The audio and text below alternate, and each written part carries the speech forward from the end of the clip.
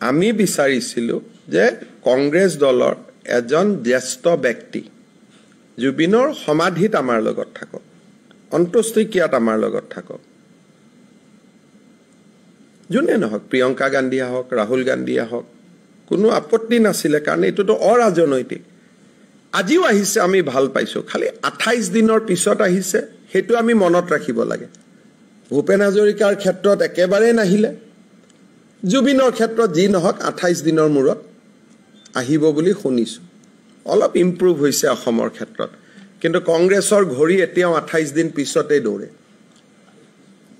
আমাৰ হিয়াৰ আমঠু জুবিন গাৰ্গৰ ক্ষেত্ৰত 28 দিন পিছত ঘড়ী কাটা চলাটো অলপ দুৰ্ভাগ্যজনক বুলিয়ে ক'ম।